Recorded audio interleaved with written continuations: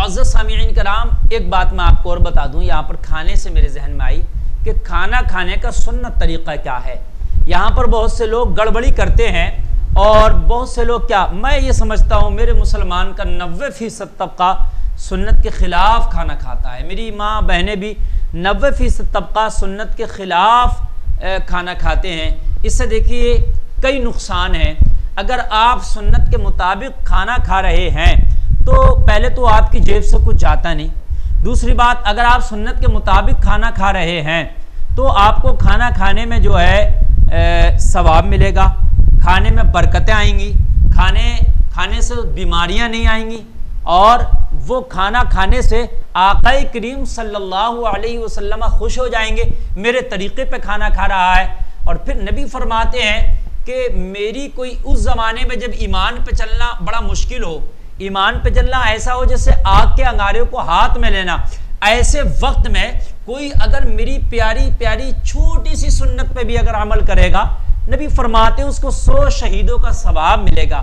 اگر کھانا ہم نے سنت کے مطابق کھا لیا تو پھر ہمیں 100 شہیدوں کا ثواب بھی ملے گا، اور اگر ہم نے سنت کے خلاف کھایا تو کھانے سے برکت اٹھا لی جاتی ہے۔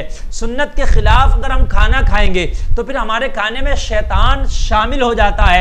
اگر ہم سنت کے خلاف کھانا کھائیں گے تو وہ کھانا ہمیں کہیں نہ کہیں نقصان بھی دیتا ہے، اس سے طرح طرح کے مرض ہمارے اندر پیدا ہوتے ہیں، ہمارے جسم میں طرح طرح کی بیماریاں پیدا ہوتی ہیں، اور پھر کھانے کی لذتیں ختم ہو جاتی ہیں۔ وہ کھانے میں مزہ نہیں آتا، وہ کھانے میں لذتیں نہیں آتی، اس لیے کہ سنت کی اپنی ایک الگ لذت ہے۔ سنت کے مطابق کھانا کھانے میں ایک اپنا الگ مزہ ہے۔ سنت رسول کے مطابق کھانا کھائیں تو پھر اس کے مزے ہی الگ ہیں، اس کی لذتیں ہی الگ ہیں۔ سنت کے مطابق آج کے بعد آپ قسم کھا لیں اور اپنے دل سے وعدہ کریں، مجھ سے وعدہ نہ کریں، کسی اور سے وعدہ نہ کریں، اپنے دل سے وعدہ کریں اور اللہ کو گواہ بنائیں، مولا ہم آج وعدہ کرتے ہیں کہ جب بھی کھائیں گے، جب بھی پیئیں گے، تیرے نبی کی سنت کے مطابق کھائیں گے، تیرے نبی کی سنت کے مطابق پیئیں گے، اس لیے کہ میرے نبی صلی اللہ تعالی علیہ وسلم نے وہ طریقہ بتایا ہے جسے آج کی سائنس بھی بتا رہی ہے، جسے آج کا ڈاکٹر بھی بتا رہا ہے، جسے آج کا طبی قانون بھی بتا رہا ہے، جسے آج کا جو ہے پڑھا لکھا طبقہ بھی بتانے پہ مجبور ہے کہ کھانا کھانے میں اگر یہ طریقہ اپنایا جائے تو پھر ساری پریشانیاں دور ہو جاتی ہیں، ساری تکلیفیں دور ہو جاتی ہیں، اس لیے کہ وہ ڈاکٹر یہ اعتبار سے کہہ رہے ہیں، مگر میرے نبی نے تو 1400 سال پہلے بتا دیا نا کہ اس طریقے سے کھانا اگر آپ کھائیں گے تو پھر آپ کو وہ کھانا فائدہ کرے گا، وہ شوٹ کرے گا، تو کیوں نہ آج میں تمہیں کھانے کا طریقہ بتا دوں۔ میرے پیارے نبی صلی اللہ علیہ وسلم کس طریقے سے کھانا تناول فرمایا کرتے تھے، کس طریقے سے مشروبات یعنی پانی وغیرہ پیا کرتے تھے، تو وہ طریقہ آج سن لیں اور اپنی زندگی میں ڈھال لیں اور اس پر عمل کرنے کی کوشش کریں، انشاءاللہ آپ کو ہزار فائدے دنیا میں بھی ہوں گے اور آخرت میں آپ کو اس کا اجر عظیم ملے گا۔ چونکہ کھانے کے طریقے سے ہمارے مسلمان بھائی بہنیں ناآشنا ہیں، ان کو پتہ ہی نہیں کھانا کیسے کھایا نا، وہ جیسے دل کرا شادی بیاہ ہوٹلز چلتے پھرتے اٹھتے بیٹھتے جیسے چارے کھانا کھا رہے، نہیں، کھانا کھانے کا ایک طریقہ ہونا چاہیے۔ اب وہ سنیں، آپ کھانا کھانے سے پہلے سب سے پہلے آپ نے جب کھانا کھانا تو کھانے سے پہلے ہاتھ ضرور دھلیں۔ ہاتھ دھلنا سنت ہے، اگر آپ کے ہاتھ صاف بھی ہیں، ہاتھ دھلے بھی ہیں تو آپ الکس نہ کریں کہ میرے تو ہاتھ دھلے ہیں، ابھی 2 منٹ پہلے میں نے دھلے ہیں اور اب میں 5 منٹ پہلے ابھی میں نے ہاتھ دھلا، میں ایسے ہی بیٹھ جاؤں دسترخوان پر، نہیں، پھر سے دھلے، اس لیے کہ کھانے سے پہلے ہاتھ دھلنا سنت ہے۔ یہ آج کہہ رہے ہیں کہ بار بار ہاتھ دھلو، کرونا بیماری والے کہ آج ہاتھ دھلو، لیکن میرے نبی نے 1400 سال پہلے بتا دیا کوئی چیز کھاؤ تو ہاتھ دھلو کھانے سے پہلے، یہ سنت ہے۔ یہ آج کی ڈاکٹر اور سائنس کہہ رہے، بلکہ اب تو لازمی کر دیا کہ صابن سے ہاتھ دھلو، سینیٹائزر سے ہاتھ دھلو، جب کوئی چیز منہ میں لو بنا ہاتھ دھلے کوئی چیز نہ کھاؤ۔ میرے نبی نے 1400 سال پہلے بتا دیا نا، ہاتھ دھل کے کھاؤ، ہاتھ دھل کے کھانا سنت ہے، ہاتھ دھلیں، کلی بھی کریں، کیونکہ منہ وغیرہ میں بھی اگر کچھ ہے تو وہ بھی منہ بھی صاف ہو جائے، ٹھیک ہے۔ اس کے بعد آپ جب کھانا کھانے کے لیے بیٹھیں تو کھانا عام طور سے یہ دیکھا گیا کہ کچھ گھروں میں بھی ایسا ہوتا ہے کہ دسترخوان نہیں بچھاتے. بہت سے لوگ سستی اور کاہلی کی وجہ سے، اور بہت سے لوگوں میں رواج نہیں ہے، بنا دسترخوان کے کھانا کھائیں ہی نہیں. دسترخوان بچھائیں اس کے بعد ہی کھانا کھائیں، کیونکہ دسترخوان کے کئی فائدے یہ ہیں. اگر آپ کھانا کھائیں گے اور کھانا کھاتے وقت اگر کچھ کھانا آپ سے گر گیا تو وہ دسترخوان چونکہ آپ کا ایک پاک ہوتا ہے، صاف کپڑا ہوتا ہے، تو اسی پہ گرے گا تو آپ اس گرے ہوئے کھانے کو بھی اٹھا لیں گے اور اٹھا کے کھا لیں گے. اگر وہ کھانا بنا دسترخوان کے کہیں الگ گر گیا تو آپ کو اٹھا کر کھانے میں بھی جو ہے برا لگے گا، نہیں کھا پائیں گے، اور پھر وہ کھانا بھی بیکار ہو جائے گا اور وہ کھانا پیروں میں کچلا جائے گا یا اٹھا کے کہیں نالیوں میں پھینک دیا جائے گا.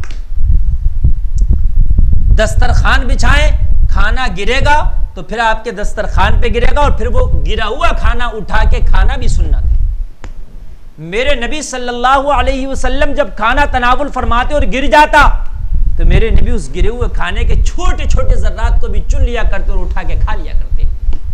صحابہ کرام نبی کے کیسے عاشق اور کیسے نبی کی محبت میں سرشار رہتے تھے، کیسے نبی کی محبتوں پر، نبی کی سنتوں پر، نبی کی محبت میں عمل کرتے تھے کہ صحابہ اگر کھانا کھاتے اور دسترخوان پہ کھانا نہیں گرتا تو تھوڑا سا خود سے گرا دیتے اور خود سے گرانے کے بعد پھر اٹھائے کھاتے. پوچھا گیا صحابہ سے کہ آپ کھانا گرتا نہیں پھر گرا کے کیوں کھاتے ہو؟ کہا اس لیے کہ ہم نے نبی کو گرا ہوا کھانا اٹھا کر کھاتے دیکھا ہے.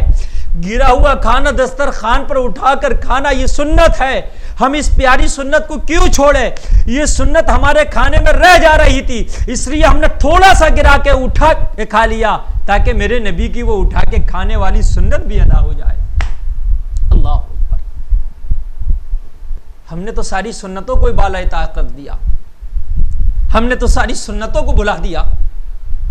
تو دسترخوان بچھائیں اور دسترخوان بچھانے کے بعد پھر اس پر کھانا رکھیں. اب کھانا رکھنے کے بعد اب آپ بیٹھ جائیں.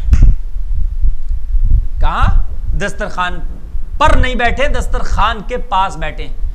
دسترخوان کے اوپر نہیں بیٹھنا، دسترخوان پہ صرف کھانا لگنا ہے. جہاں آپ بیٹھے ہیں وہاں تک دسترخوان ہو، بس آپ دسترخوان پہ نہیں بیٹھنا آپ کو.